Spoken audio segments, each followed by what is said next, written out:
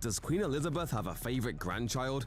Reportedly, the answer is yes, and it's Lady Louise Windsor. Here's why she's being called the future of the royal family. While Lady Louise Windsor has mostly lived her life out of the spotlight, she entered the world in a bit of a frenzy. A dying queen, a sealed will, and a decision so quiet, so deliberate, so deeply personal, that the entire British monarchy shifted the moment it was revealed. Queen Elizabeth II reigned for 70 years. She survived wars, scandals, abdications, divorces, and the most brutal press scrutiny on earth. In all that time, she never once broke. She never showed weakness. She never told you who she truly loved, not in public. But in death, she told us everything. And the person she chose to tell it to wasn't a future king. It wasn't a queen consort. It wasn't even one of her most senior or celebrated grandchildren. It was a quiet, studious 18-year-old girl who almost nobody outside royal circles had been paying attention to. Certainly an element of making my grandfather proud and honouring him by taking part in the award that has been so much of his life's work. And I definitely hope that I have made him proud. Her name is Lady Louise Windsor, and what Queen Elizabeth left her has set off a chain reaction inside Buckingham Palace, one that involves Prince William, completely bypasses Camilla, and suggests that the monarchy we think we know is quietly being rebuilt from the inside out. Stay with me, because by the end of this video, you're going to look at the British royal family very differently. The inheritance, what was left, and why it matters. Let's start with the facts, and then we'll go deeper, because the facts alone are extraordinary. Queen Elizabeth II passed away on September 8, 2022, at Balmoral Castle in Aberdeenshire, Scotland. She was 96 years old, and she died in the one place in the world where she had always gone to be herself. Not the Queen, not the monarch, just Elizabeth. Balmoral is not your typical royal palace. It isn't gilded or ceremonial. It's a working Scottish estate. 50,000 acres of moorland, ancient forest, rivers and mountains. The air is cold and sharp. The landscape is unforgiving and beautiful.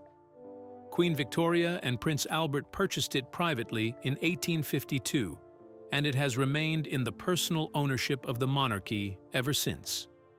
Let that sink in. Personally, not the crown, not the state.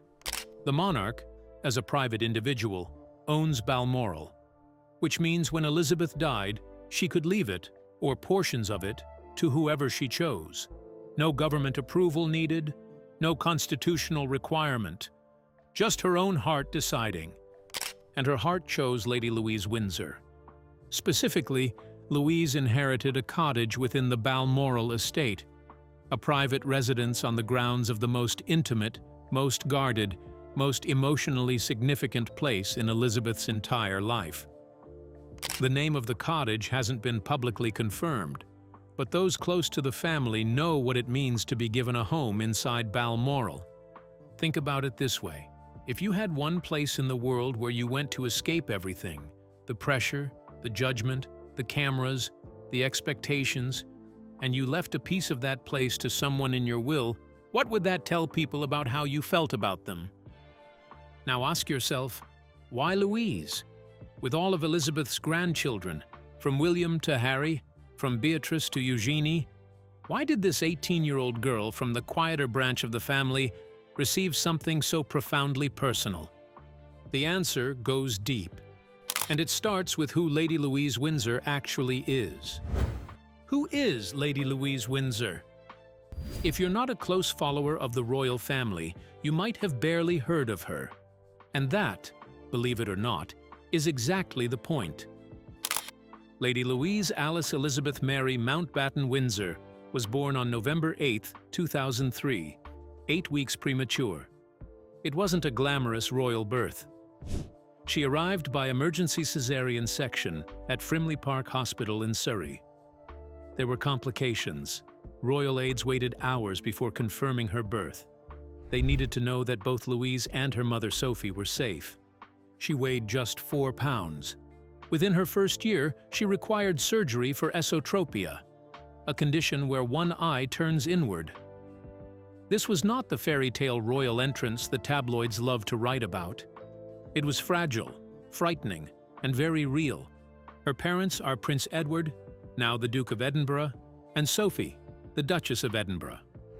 Edward is King Charles's youngest brother. And here's something important about Edward and Sophie that gets lost in the noise of the bigger royal personalities. They are, by virtually every account, the most grounded, most private, and most genuinely family-focused members of the senior royal household. They never chased headlines.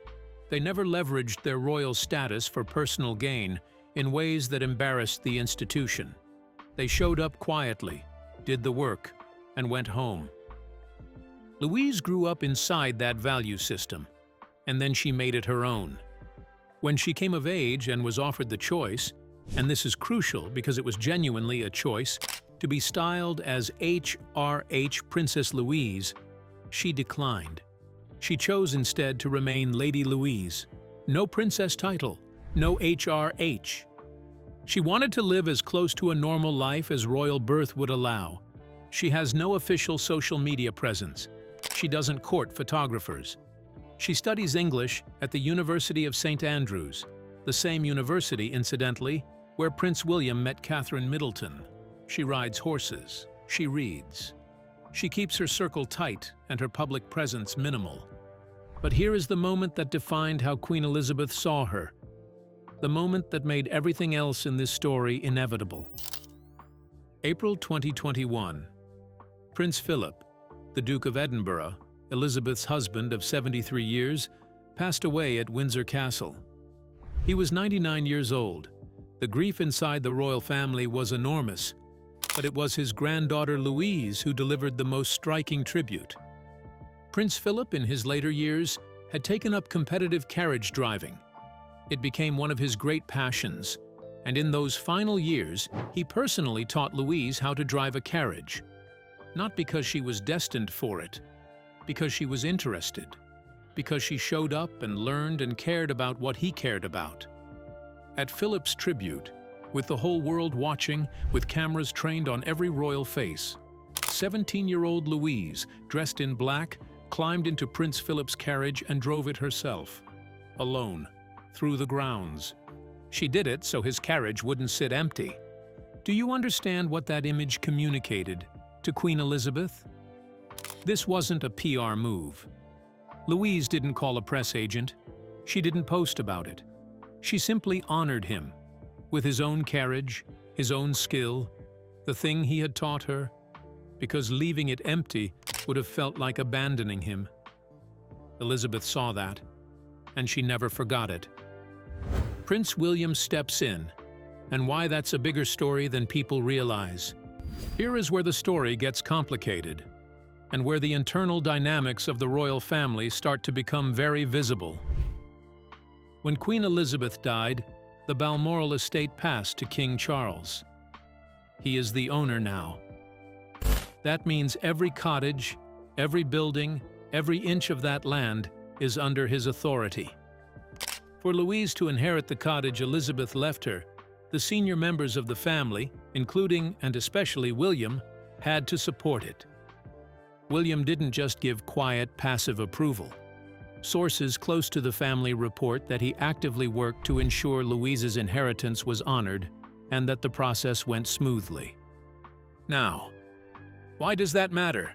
Because Prince William doesn't involve himself in things unless they mean something to him. He is careful. He is deliberate. He is deeply protective of what the monarchy represents and of who gets to be part of the inner circle of trust around it. So when William actively stepped in to support a bequest from his late grandmother to his cousin, he was making a statement. Not publicly, not in a press release, but inside the institution where it counts. Think about what William has witnessed in his lifetime inside this family. He watched his parents' marriage collapse in full public view. He watched his mother become one of the most beloved women in the world, and then die in a tunnel in Paris at 36 years old. He watched his brother Harry, his closest ally growing up, become estranged, move to California, write a memoir that exposed family secrets, and give interviews that left wounds that may never fully heal. William has learned something from all of this. He has learned that the people who stay, the people who don't sell the story, don't chase the spotlight, don't trade their loyalty for a media profile, those are the people worth protecting. Louise fits that description perfectly. She hasn't written a book. She hasn't given an interview talking about family tension. She drove her grandfather's carriage at his tribute and went back to school. That is the kind of person William wants around him as he prepares, quietly, unavoidably, to become king. By stepping in for Louise, William was also signaling something to the wider royal institution. Loyalty is rewarded here. Discretion matters. Duty is recognized. And there's one more layer to this that we need to sit with, because it's the most revealing detail of all. Camilla was not involved in this decision. Camilla left out the complicated truth behind the official story. Let's be very precise about what we mean here, because this is important. Camilla Parker Bowles, now Queen Camilla, is the Queen Consort of the United Kingdom. She stands beside King Charles at every state occasion. She represents the monarchy. She has access to all royal residences. Her official position is unambiguous and unassailable. But official position and emotional reality are two very different things in the British royal family. They always have been. And when we say Camilla was left out of the inheritance story, we're talking about something much deeper than logistics. We're talking about Queen Elizabeth's private emotional world, the one she never put on display, and what it revealed about how she truly felt. To understand this, you need to understand the history, the full, unvarnished history. Charles and Camilla's relationship began in the early 1970s, before Charles married Diana Spencer in 1981. That relationship continued during the marriage. Both Charles and Camilla later confirmed it. The impact on Diana was devastating and very public. Her 1995 Panorama interview, in which she told journalist Martin Bashir that there were 3 people in her marriage, was watched by over 20 million viewers in the United Kingdom alone.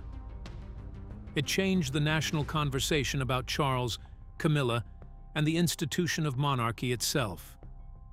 Queen Elizabeth watched all of it.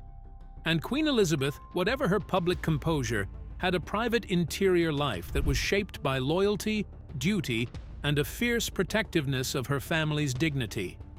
She witnessed Diana's pain. She watched her son's marriage implode. She saw what the affair cost, not just the individuals involved, but the reputation of the crown.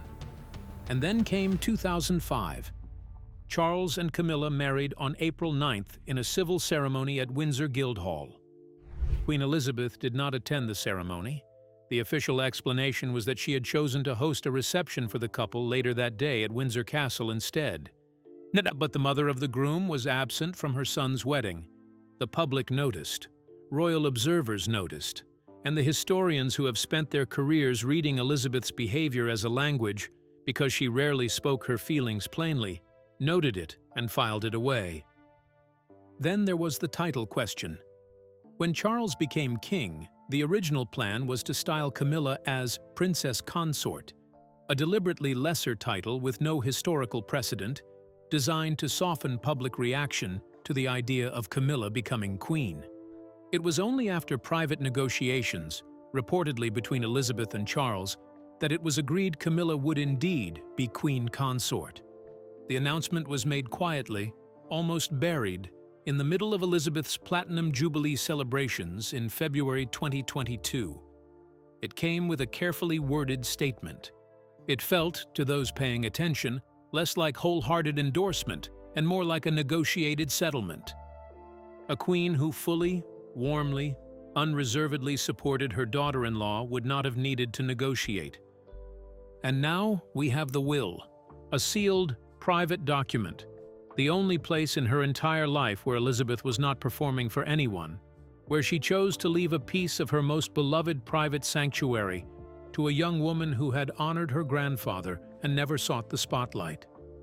Not to a senior royal, not to the new Queen Consort, To Louise. Is that a coincidence? In a royal family where nothing is accidental, where every gesture, every absence, every gift carries meaning, the answer is no. Reading the royal will, what we know and how we know it. At this point, some of you are probably asking a fair question. How do we actually know what's in Elizabeth's will if royal wills are sealed? And you're right to ask that. Credibility matters. In the United Kingdom, royal wills are not public documents. In 2021, the High Court ruled that Prince Philip's will would remain sealed for a minimum of 90 years after his death. The same privacy protection applies to Queen Elizabeth. Senior royals can, and routinely do, request that their wills be sealed to protect the family's privacy. These requests are almost always granted. So no, we don't have the full text of Elizabeth's will. We don't have page numbers and specific clauses. What we do have is this: reliable royal reporting from journalists with close sources inside the family, who have spoken anonymously and consistently. We have Queen Elizabeth's own 70-year record of expressing her feelings through action rather than words. And we have a royal family that communicates almost entirely in gestures, in who gets invited where, who receives what, who stands next to whom, at what occasion, who is photographed in whose company. Royal historians have long recognized this as the only real language the family speaks in public. Interpreting it isn't gossip, it's the methodology. And when you apply that methodology here, the picture is striking. In Elizabeth's final years, she consistently included Edward and Sophie's family in her closest circle. After Harry and Meghan stepped back from royal duties in 2020, it was Edward and Sophie who stepped forward. They accompanied Elizabeth to public events. They filled gaps in the royal calendar. They showed up. Sophie, Louise's mother, became one of Elizabeth's closest female companions in her final years.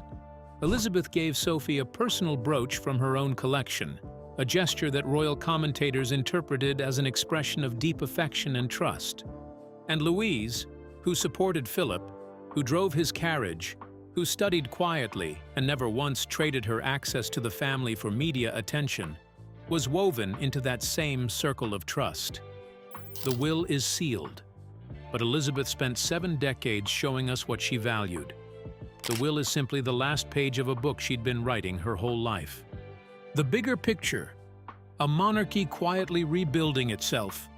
Now let's step all the way back, because this inheritance story, as remarkable as it is only one thread in a much larger tapestry. The British monarchy right now is in a period of profound, quiet transformation, and almost none of it is being openly discussed. In February 2024, Buckingham Palace announced that King Charles III had been diagnosed with cancer, following a separate procedure for an enlarged prostate. The palace did not specify the type of cancer. Charles has continued performing certain duties, but his schedule has been carefully managed, and his public appearances have been noticeably reduced.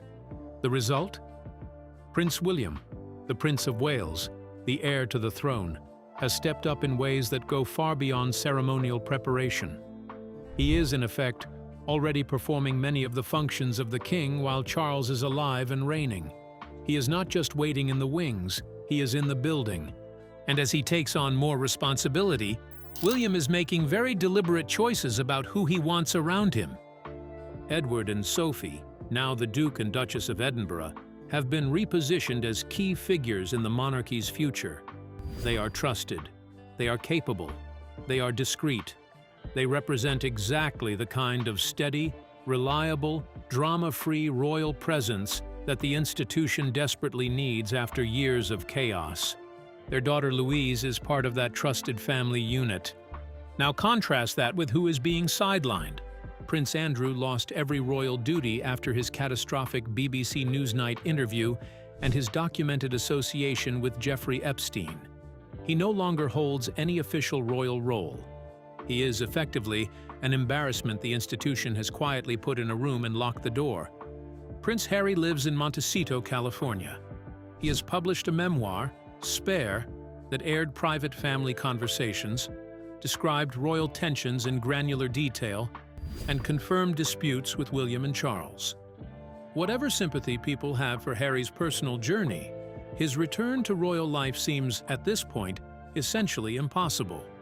He burned those bridges himself. These are the absences that define the new shape of the monarchy. And Camilla?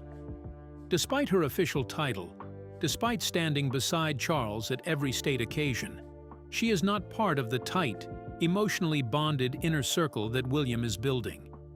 She is Charles's partner. She is not the family's matriarch. She is not the center of the emotional structure of the institution. Every monarchy has two structures: the formal one, titles, succession, protocol, and the emotional one, trust, loyalty, genuine affection. Right now, those two structures do not perfectly overlap in the British royal family, and the emotional structure is what actually drives the institution. In that emotional structure, Louise has a seat at the table. A cottage in Scotland says so. What happens next? Louise, William, and the future of the crown. Lady Louise Windsor is 21 years old. She is studying English at the University of St. Andrews. She has her whole adult life ahead of her, and she now faces a choice that very few people in the world ever have to make, and that almost nobody outside the royal family truly understands. She can stay private. She can finish her degree, live quietly, retain her Lady Louise title rather than styling herself as a princess, and build a personal life largely out of the public eye. Some royals choose this path. It's legitimate, it's respectable. And given the toll that public royal life has taken on members of this family, from Diana to Harry, it's also, arguably, wise. Or she can step forward. With Andrew gone and Harry gone and Charles unwell, the royal family is short of working members who carry genuine public credibility and goodwill. Louise has both. She has the Mountbatten-Windsor name. She has the Balmoral Cottage, which is not just a property. It's a symbolic appointment to the inner circle. She has William's support.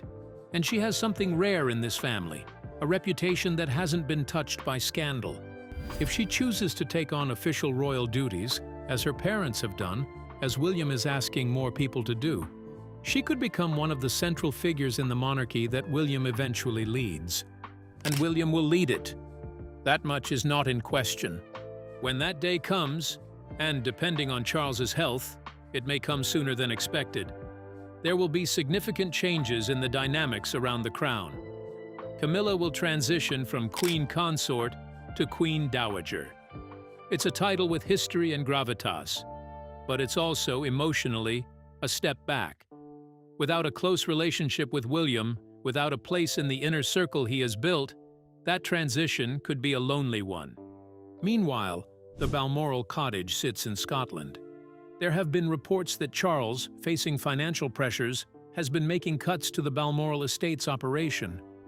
Some properties have been reviewed for their maintenance costs. But Louise's cottage, the one Elizabeth left specifically to her, is protected. Not just legally, but symbolically. William made sure of that. Queen Elizabeth spent 70 years building something. Not just a reign, not just a reputation, a set of values, discretion, duty, loyalty, service without the expectation of personal reward. She held those values above almost everything else, above popularity, above modernity, above the noise of the tabloid cycle. And at the very end of her life, she looked at her grandchildren and asked herself, who actually lived by those values? She found her answer, and she left them a cottage in Scotland. The deeper message. What Elizabeth was really saying. Let's end here, because this is the part of the story that gets overlooked when people focus only on the inheritance mechanics. Queen Elizabeth II was not a sentimental woman, not publicly. She was trained from childhood to suppress personal feeling in service of the institution. She sat across from 14 American presidents.